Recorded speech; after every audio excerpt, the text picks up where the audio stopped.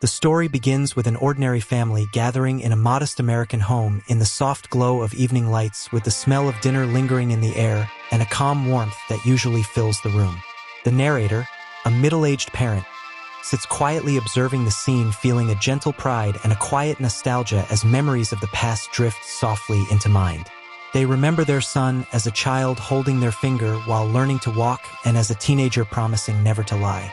They remember sleepless nights spent worrying, early mornings working, and dreams carefully built for their family. Love has always been their compass, and honesty has always been their guiding principle. Their gaze shifts to the daughter-in-law, a polite and quiet presence who smiles softly but never too much, who speaks gently but never reveals everything she feels. The narrator senses an invisible wall, not cold, not harsh, just unreachable, and assumes this is normal for modern relationships where young couples value privacy. The air is calm yet tinged with something unspoken. The son seems distracted, avoiding eye contact, his smile fleeting, and his hands fidget with unease. A subtle weight presses on the narrator's chest that they cannot yet name. Curiosity stirs, and they ask a simple question about the wedding, about future plans and celebrations, with nothing but love and gentle hope in their voice. The room pauses. The air grows heavy. Time slows. Silence stretches longer than is comfortable. The daughter-in-law lowers her gaze, her hands clasp tightly together, her breathing shallow, and her expression reveals nothing. The son freezes, his face paling. The narrator's heart begins to race. And then, softly, quietly, the truth arrives like a knife sliding into the chest. They are already married. Not years ago, not announced, not celebrated with family. They married yesterday, without anyone knowing, without parents, without warning. Shock floods every sense. The narrator's ears. The night stretches on. The house quiet except for the faint hum of distant traffic and the soft creak of settling floors. The parent sits alone, wrapped in the stillness of the home, the echo of earlier conversations lingering like shadows in each room. Every corner carries memories, the subtle traces of a life built around family and love. Yet now, those memories feel heavier, tinged with a bittersweet ache, a reminder of how quickly the ordinary can shift into the unexpected. They remember the child who once clung to their hand for comfort, whose laughter once filled hallways and rooms with light. They remember the small victories, the scraped knees patched with tenderness, the whispered assurances that the world was safe because they were there. All those moments seem distant now, like fragile glass sculptures, beautiful but easily shattered. The weight of yesterday's revelation presses upon them, a constant companion that refuses to be ignored. The parent reflects on the son's growth, the man he has become, shaped by love, guidance, and his own decisions. They realize that while the son is independent, capable, and strong, he is also human, flawed, fearful, and vulnerable. They see that the daughter-in-law's choices, while seemingly excluding them, come from a place of deep personal need, of past experiences that taught caution and self-protection. Understanding forms slowly in the parent's mind, though it does not erase the pain.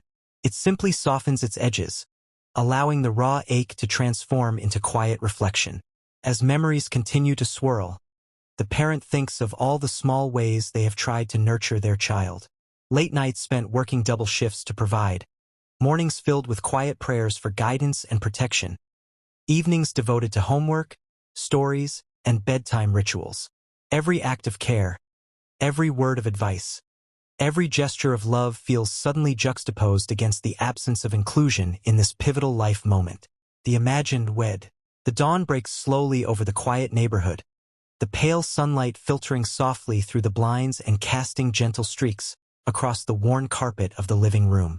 The parent rises from the chair where they spent the night, enveloped in silence and reflection. Every movement feels deliberate and heavy, as if their body carries the weight of hours spent wrestling with emotion. The world outside continues undisturbed, unaware of the storm of feelings that roiled within the walls of this home just hours ago. As they move through the house, the parent touches familiar objects. Books stacked on the shelf, framed photographs on the walls, a small vase of dried flowers on the windowsill.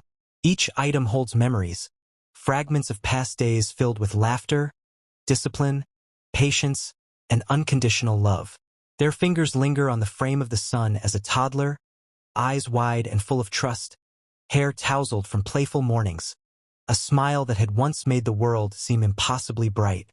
The parent inhales deeply, the scent of old wood and faded paper grounding them in a reality that feels fragile yet persistent. In the quiet, the parent begins to replay the previous evening in their mind, each detail magnified by the solitude of the night. The daughter-in-law's confession, the son's frozen expression, the quiet tension that had held the room captive.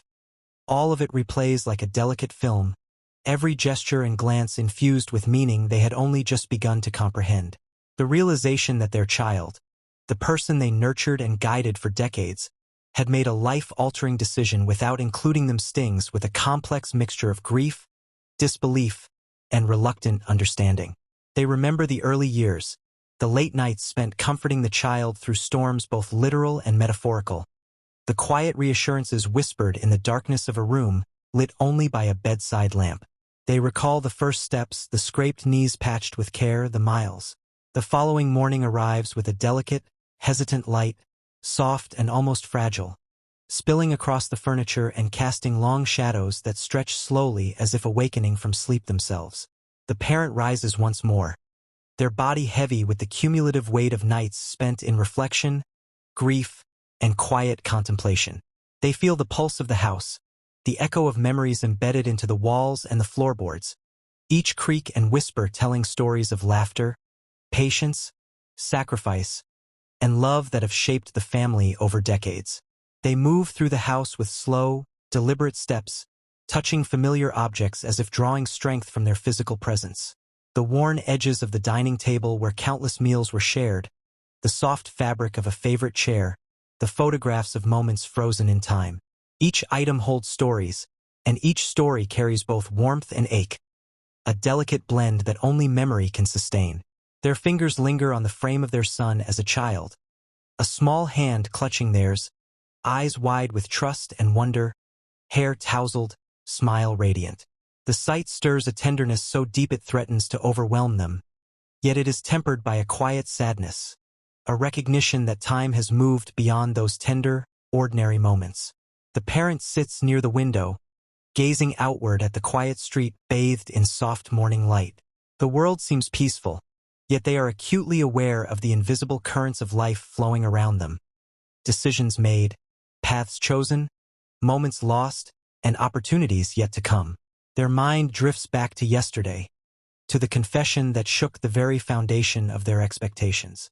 They remember the daughter-in-law's words, spoken softly yet carrying immense weight, the son's silent guilt and fear, the room suspended in a tension that seemed impossible to dissolve.